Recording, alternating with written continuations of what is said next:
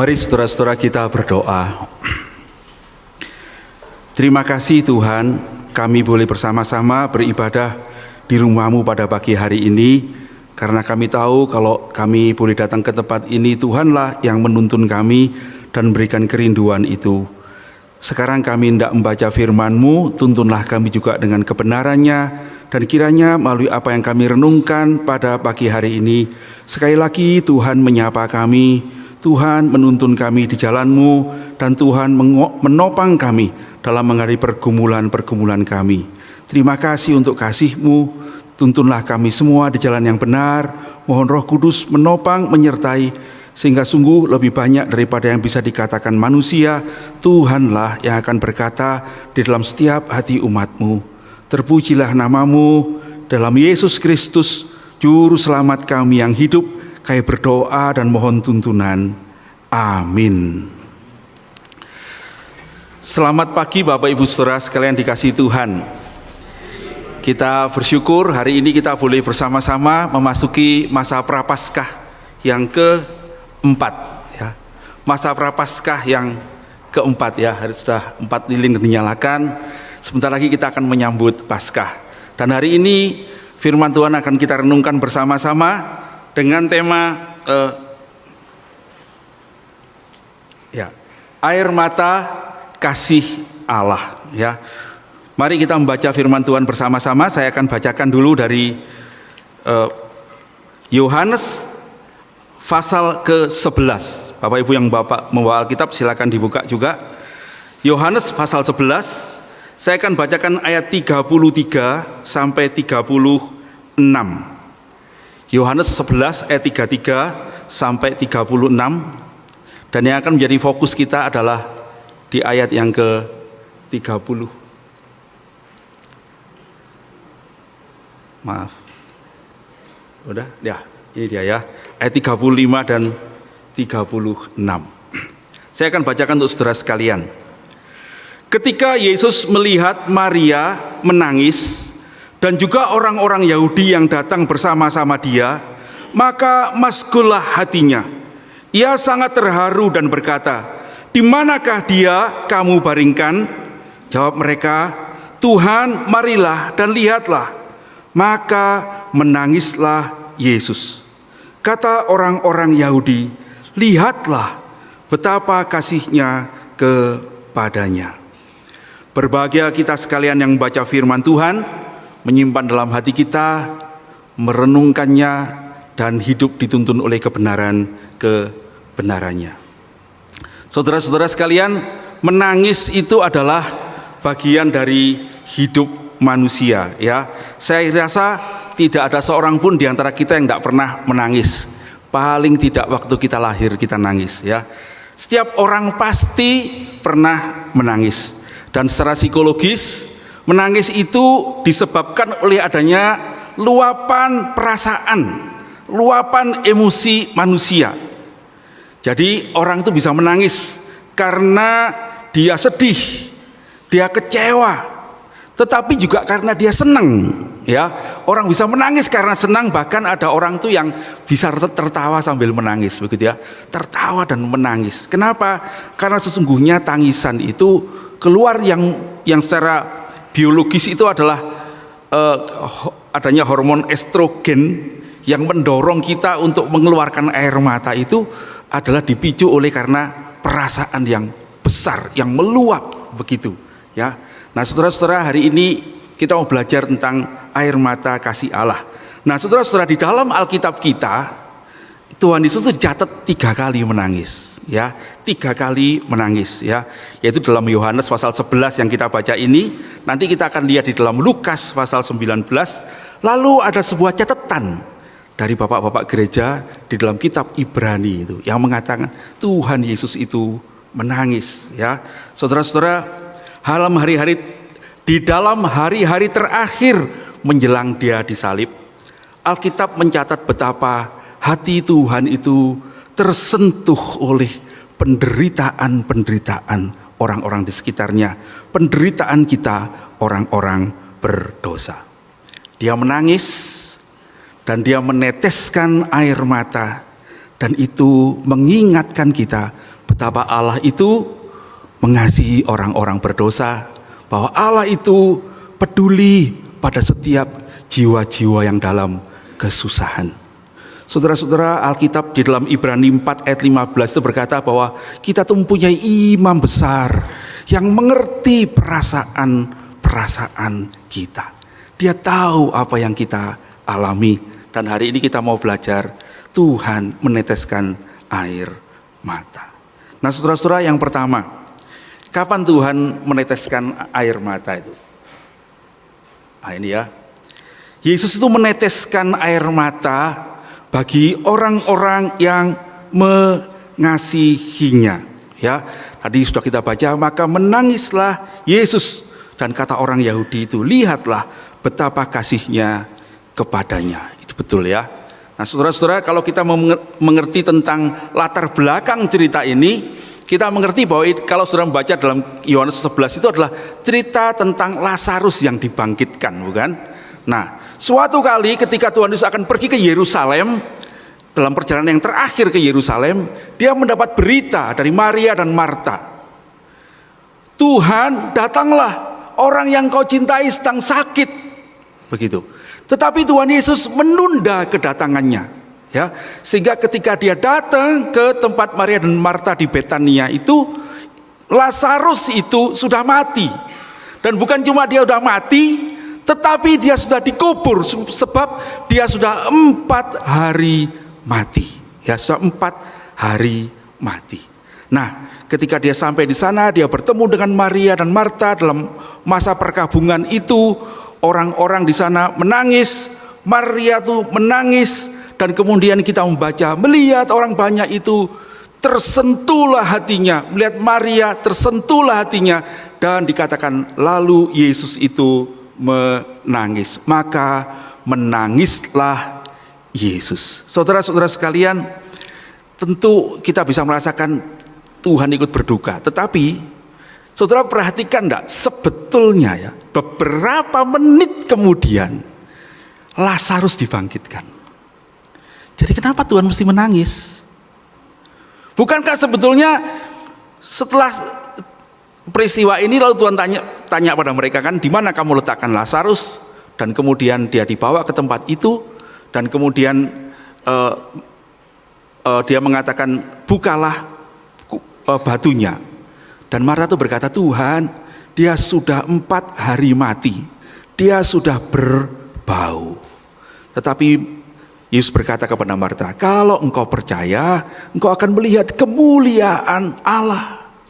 Dan kemudian betul ya, batu itu digulingkan. Dan kemudian Tuhan berkata, Lazarus keluar. Dan Lazarus itu keluar, saudara-saudara.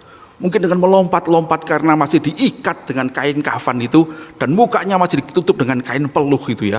Dan Tuhan memerintahkan, lepaskanlah dia.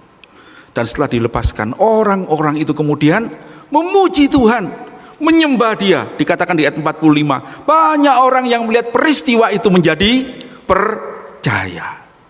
Lalu kenapa Tuhan kok menangis? Bukankah Tuhan bisa mengontrol diri?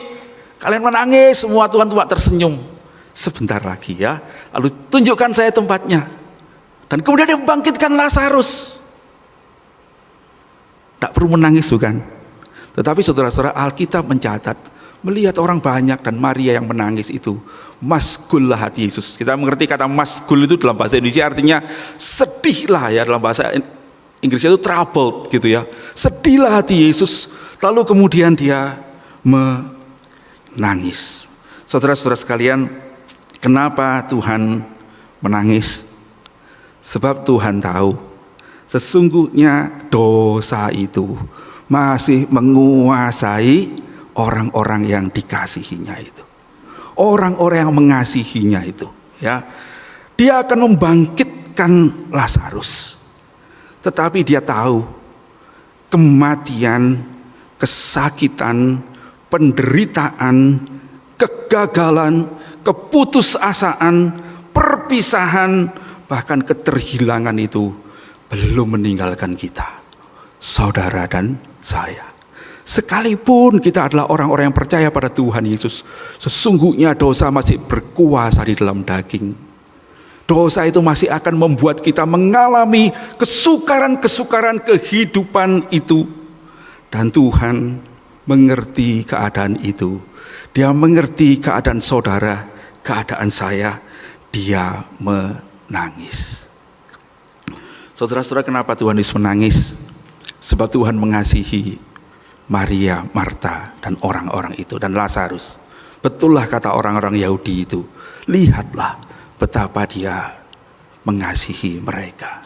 Saudara-saudara sekalian, dia pun mengasihi saudara dan saya. Dia tahu pergumulan setiap kita. Dan air mata itu memberitahukan kepada kita, dia memperdulikan masalahmu, masalahku, pergumulan-pergumulan kita. Dia mau kita datang kepadanya. Dia mau kita menyerahkan pergumulan kita kepadanya. Dia mau kita mentaati dia, membuka kubur, membuka batu yang menutup hati kita itu, dan membiarkan dia untuk menyelamatkan kita. Saudara-saudara, karena itu mari kita datang kepada Tuhan Yesus. Datanglah kepadanya pada waktu kita merasa tidak mungkin lagi. Sudah terlambat Tuhan, sudah telat. Kalau engkau datang 4 hari sebelum waktu ini, Lazarus mungkin masih hidup, tetapi dia sudah masuk dalam kubur dan dia sudah berbau. Telat, nasi sudah jadi bubur. Ya, tidak mungkin lagi dikembalikan. Sudah terlambat, sudah telat. Saudara-saudara sekalian, tetapi sungguh firman Tuhan hari ini memberitahu kepada kita bahwa dia sanggup menolong kita dan Tuhan tidak pernah terlambat. Waktu saya merenungkan bagian ini, saudara-saudara, Tuhan Yesus bukan cuma membangkitkan Lazarus yang sudah mati itu. Tetapi saudara bayangkan begini ya, kalau orang mati 1 jam, 2 jam, 3 jam, lalu dia bangun kembali, ya udah, tubuhnya masih utuh. Tetapi Lazarus ini sudah di dalam kubur 4 hari. Apa yang terjadi saudara-saudara? Kalau mayat ada 4 hari di dalam kuburan yang lembab itu, sudah mencair, ya, sudah berbau, ya. Jadi ketika Tuhan membangkitkan Lazarus, sesungguhnya dia bukan cuma membangkitkan orang mati, tapi dia memulihkan yang rusak. Apa yang sudah rusak, yang tidak mungkin diperbaiki itu, dipulihkan Allah. Seperti waktu itu diputar balik, sehingga semua yang sudah tercecer itu seperti ditarik kembali. Dan Lazarus keluar dari kubur itu dengan tubuh yang utuh. Tidak ada yang rusak. Sebab Tuhan memulihkan. Saudara-saudara, karena itu firman Tuhan hari ini memberitahukan kita, ketika Tuhan menangis, air matanya memberitahukan kepada kita, dia mengasihimu, dia mempedulikanmu. Apapun keadaanmu, datanglah kepadanya. Bahkan kalau engkau merasa tidak mungkin lagi, sudah terlambat, nasi sudah menjadi bubur, Tuhan tidak pernah terlambat. Yang dia kehendaki, serahkanlah kepada Tuhan apa yang tidak mampu kita atasi itu. Dan dialah yang akan menolongmu. Dia sanggup, dia Tuhan. Alkitab mencatat bahwa pada masa Kristus, pada banyak orang mati dan tidak seorang pun dan ada beberapa orang yang dibangkitkan, tetapi salah satunya adalah Lazarus. Tidak semua orang dibangkitkan. Kenapa kok Tuhan membangkitkan Lazarus yang sudah 4 hari mati itu? Sebab dia mau membuktikan pada masa dia hidup, akulah Tuhan juru selamat. Dan setelah kebangkitan, murid-murid mengerti, dialah juru selamat. Saudara-saudara, dia sanggup menolong saudara dan saya. Berserahlah kepadanya. Firman Tuhan pagi ini juga memberitahukan bahwa Yesus itu mendengar doa kita. Mendengar doa kita. Ketika Maria dan Marta mengirim kabar, Tuhan datanglah. Sepertinya Tuhan tidak mendengar, dia tidak datang. Sampai Lazarus mati, sampai Lazarus dikubur, baru dia datang. Saudara-saudara sekalian, ketika dia datang, dia menunjukkan kuasanya. Saudara-saudara, ini memberitahukan kepada kita, Tuhan itu mendengar permintaanmu. Tuhan tidak mendengar doa kita. Tuhan pasti mendengar doa kita. Memang dia tidak menjawab seperti yang kita harapkan. Dan dia pasti menjawab doa. Ini ingin saya tambahkan saudara-saudara. Tuhan bukan cuma mendengar doa. Tuhan pasti menjawab doa kita. Memang barangkali tidak seperti yang kita harapkan. Tidak seperti waktu yang kita mau. Tetapi dia mendengarkan doa kita.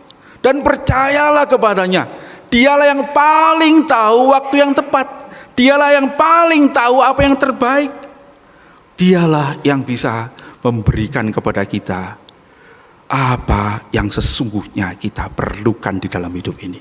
Bukan apa yang kita inginkan. Dan waktu kita percaya, Tuhan berkata, engkau akan melihat kemuliaan Allah.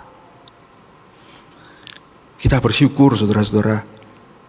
Kadangkali pergumulan kita, masalah kita, kesukaran kita, keputusasaan kita itu justru supaya suatu hari ketika kita berserah kepadanya dan Tuhan menolong kita, lalu kita berkata, ya Tuhan, terpujilah namamu. Bukan karena kekuatanku, bukan karena hikmatku, tetapi karena anugerah Tuhan. Saudara-saudara, Tuhan mengasihi engkau dan saya. Tuhan menangis untuk kita. Air matanya itu air mata yang mempedulikan orang-orang yang dikasihinya, yang mengasihinya.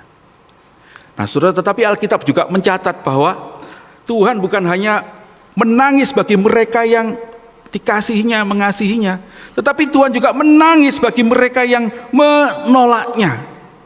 Alkitab mencatat bahwa Yesus menangis bagi orang-orang itu sekalipun mereka akan binasa. Tuhan menangisi mereka karena Ia mengasihi orang-orang yang akan binasa ini juga. Di dalam Lukas 19 ayat 41 dikatakan begini, dan ketika Ia telah dekat dan melihat kota itu, yaitu Yerusalem. Saudara, ini adalah perjalanan Tuhan Yesus yang terakhir ke Yerusalem sebelum dia disalib. Maka Ia menangisinya. Saya membacakan ayat berikutnya kepada saudara. Katanya, wahai, betapa baiknya jika pada hari ini juga engkau mengerti apa yang perlu untuk damai sejahteramu. Tetapi sekarang hal itu tersembunyi bagi matamu. Sebab akan datang harinya bahwa musuhmu akan mengelilingi engkau dengan kubu, lalu mengepung engkau dan menghimpit engkau dari segala jurusan, dan mereka akan membinasakan engkau beserta dengan pendudukmu, dan pada tembokmu mereka tidak akan membiarkan satu batu pun tinggal terletak di atas batu yang lain. Karena engkau tidak mengetahui saat bila mana Allah melawat engkau. Saudara-saudara, Yesus menangis Yerusalem. Ringkasnya itu dia berkata, Yerusalem, Yerusalem, engkau akan dihancurkan. Pendudukmu akan diserakkan. Dan tidak ada satu batu pun yang diletakkan di atas batu yang lain dibiarkan tersisa di antaramu. Kenapa? Sebab engkau menolak juru selamat. Engkau tidak tahu bahwa Allah melawatmu. Engkau menolak kasih Allah. Siapa yang dimaksud? Dirinya sendiri. Tuhan Yesus berkata, aku datang, aku mengasihimu. Berkali-kali aku rindu menyelamatkanmu, tetapi engkau menolak aku. Yerusalem, Yerusalem, betapa engkau akan dihancurkan. Tahun 70 setelah Masehi, Jenderal Titus menghancurkan seluruh kota itu, menghancurkan bait Allah, menghancurkan tembok-temboknya. yang dibiarkan tersisa sampai hari ini, yang tembok ratapan itu. Yang di sana orang datang berdoa dengan tangisan mengingat kota kudus itu. Kota yang dibangun untuk memuliakan nama Allah, tetapi dia menolak anak Allah itu. Saudara-saudara sekalian, Tuhan menangisi orang-orang berdosa. Kalau kita belajar tentang kasih Tuhan pada mereka, bukankah kita ingat bagaimana Tuhan itu menyuruh Yunus itu untuk pergi ke Niniwe. Beritahu Niniwe, kota ini dalam 40 hari akan kutunggang balikkan, akan kuhancurkan. Dan Yunus berpikir apa? Syukur, puji Tuhan. Niniwe itu jahat, Niniwe itu kejam, Niniwe itu menghancurkan orang Israel. Biar dia dihancurkan Tuhan. Yunus lari ke Tarsus, tetapi Tuhan menuntun seekor ikan membawa dia kembali ke Niniwe. Dan di Niniwe itu Yunus bukannya memberitakan Injil, saudara-saudara, tapi dia memberitakan kutukan. Dia bilang dalam 40 hari Tuhan akan menghancurkan kota ini. Tetapi Tuhan membuat hati mereka bertobat. Dan setelah 40 hari Tuhan tidak menghancurkan kota itu. Tuhan membiarkan mereka. Yunus marah sekali, bukan? Dan dia ngomel kepada Tuhan. Sudah aku bilang, Engkau itu Allah yang maha pengasih dan penyayang. Pastilah kamu tidak akan menghukum orang-orang yang berdosa ini. Lalu Yunus kemudian dalam kemarahannya itu Tuhan mengingatkan dia. Yunus, dia diberi satu pohon, bukan? Ketika dia marah, dia duduk di tempat yang panas itu. Tahu-tahu ada satu pohon yang tumbuh di belakangnya. Tumbuh dalam 1 hari, saudara. Ajaib ya. Dan menaungi Yunus sehingga Yunus itu merasa nyaman. Tapi kemudian pohon itu mati dalam 1 hari. Dan Yunus marah sekali. Lalu Tuhan bilang begini, bukankah Yunus, kalau engkau marah karena satu pohon yang bukan engkau yang menumbuhkannya, tetapi aku, bagaimana aku tidak sayang kepada Niniwe yang adalah ciptaanku? Saudara ingat ya, orang-orang berdosa itu dikasihi Tuhan. Ketika Tuhan berikan perumpamaan tentang anak sulung dan anak bungsu itu, saudara tahu cerita itu, bukan? Ketika anak bungsu itu pulang, anak yang sulung itu marah.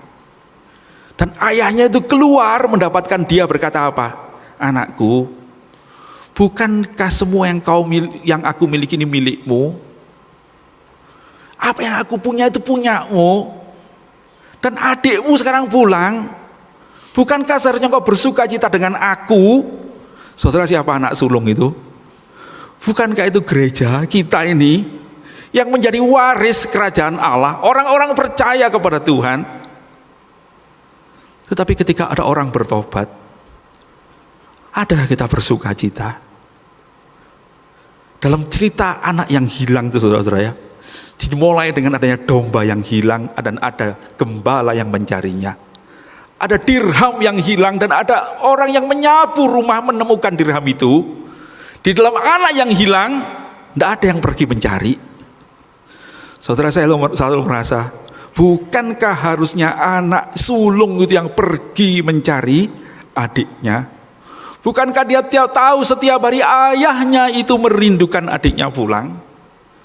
Saudara-saudara, demikian juga dengan kita. Tuhan mengasihi orang berdosa. Mengertikah engkau akan kasih Tuhan? Tuhan menangis bagi mereka. Menangiskah kita bagi mereka? Pergikah kita mencari orang-orang yang hilang itu? Perkara mereka terima Tuhan, tidak terima Tuhan, itu tanggung jawab mereka. Tetapi kita, saudara-saudara, kita mesti mengerti, Yesus meneteskan air matanya untuk orang yang menolak dia. Mari kita pergi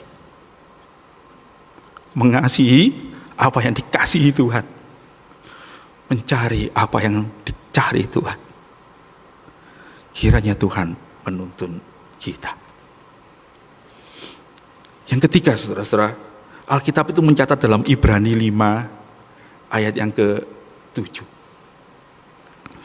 Dalam hidupnya sebagai manusia, Ia telah mempersembahkan doa dan permohonan dengan ratap tangis. Ini memberitahukan kita tentang penderitaan Tuhan Yesus karena kasih-Nya itu. Yesus menangis karena Ia mengasihi manusia. Dia disalib karena kasih-Nya itu. Cerita tentang Ibrani 5 ayat 7 itu bercerita tentang betapa menderitanya Tuhan karena Dia menanggung penderitaan yang seharusnya kita tanggung.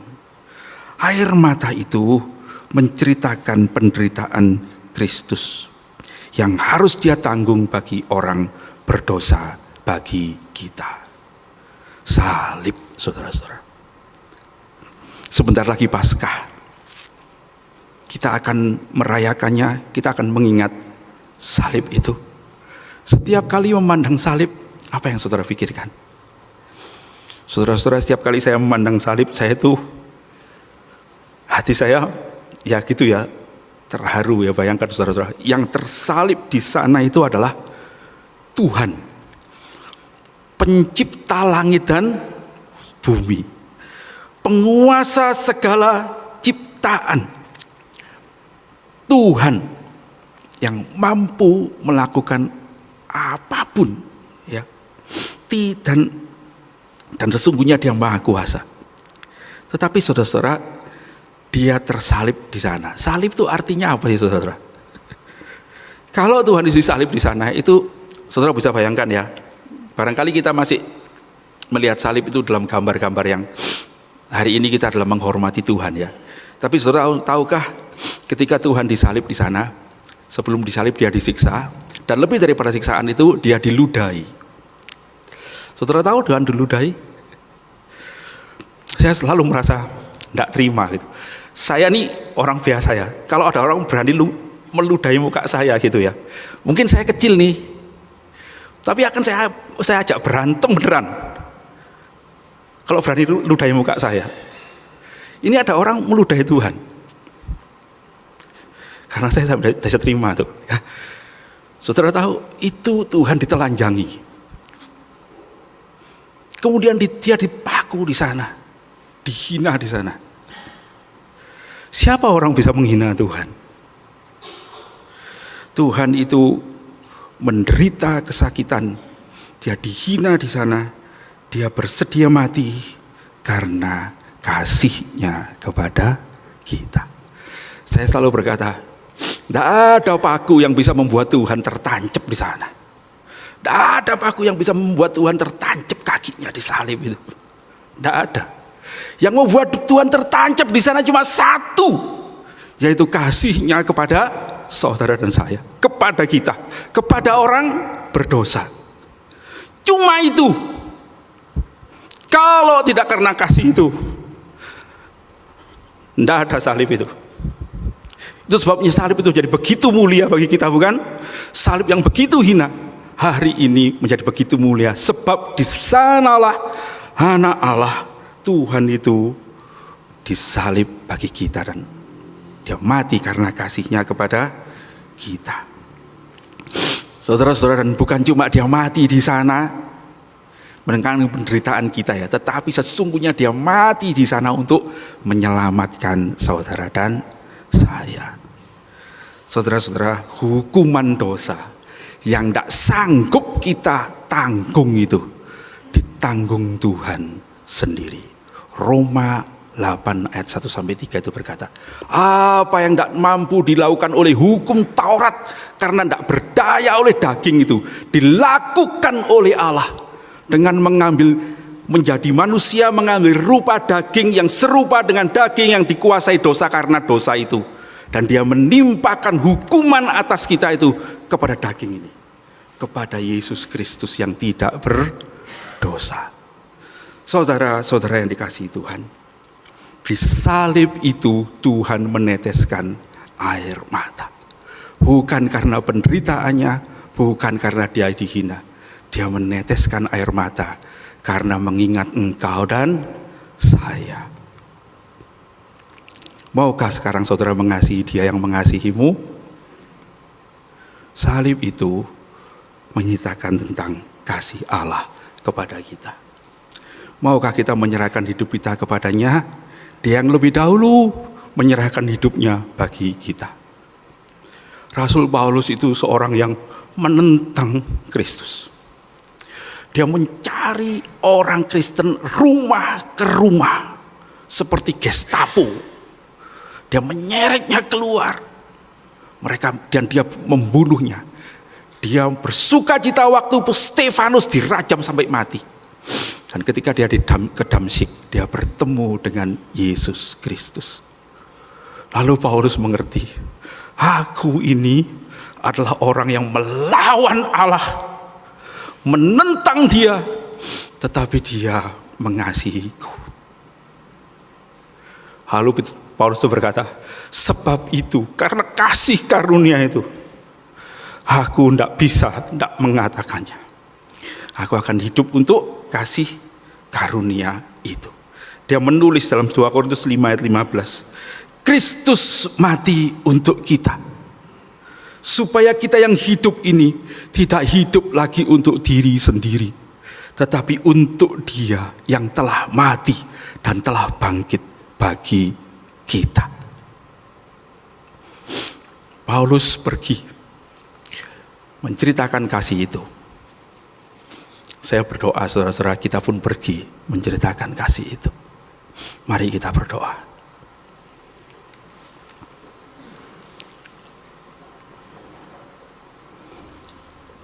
Tuhan, terima kasih. Setiap kali kami memandang salib, kami diingatkan dengan cinta yang besar itu.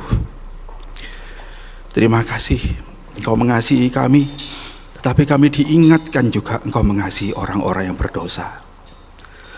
Tuntunlah kami untuk mengerti hati-Mu, tuntunlah kami untuk mengerti hati-Mu, dan tuntunlah kami untuk berjalan di dalam apa yang Kau inginkan ya Tuhan, di dalam kehendak-Mu. Berkati gereja-Mu, berkati kami semua. Tuhan, jikalau saat ini ada saudara-saudara yang dalam pergumulan, ada masalah yang sedang dihadapi, ada kesukaran yang buat mereka putus asa, biarlah ketika mereka memandang kepada Tuhan, mereka tahu satu hal, Tuhan mengasihi. Dan biarlah Tuhan, Engkau yang akan menguatkan saudara-saudara untuk menyerahkan hidupnya kepada Tuhan. Dan Tuhan, Engkaulah yang akan membuat mereka melihat kemuliaan-Mu, melihat pertolongan-Mu, melihat kasih-Mu yang tidak pernah lalu dari hidup kami. Dan kalau karya hari ini mengingat ada saudara-saudara yang meninggalkan Tuhan, mungkin kami menjadi kecewa, mungkin kami menjadi marah. Tapi biarlah hari ini kami diingatkan, kami mesti mengasihi mereka juga dan menuntun mereka pulang. Kami tidak bisa melakukannya dengan kekuatan kami sendiri ya Allah. Tetapi kami tahu satu hal, Engkau mengasihi saudara yang pergi itu. Engkaulah yang akan menolong mereka kembali. Pakailah kami untuk mencarinya seperti yang Engkau lakukan kepada kami. Tuhan, tuntunlah kami di jalan yang benar. Biarlah kasih-Mu menguasai hati kami, dan biarlah kasih-Mu itu menghidupkan hidup kami. Dan kiranya dalam hidup kami ini sungguh kasih Tuhan dinyatakan, kebaikan Tuhan diberitakan, dan Tuhan yang dipermuliakan. Terpujilah nama-Mu, berkati semua saudara-saudara. Dalam nama Yesus Juru Selamat kami yang hidup, kami berdoa dan mengucap syukur. Amin. Tuhan Yesus memberkati.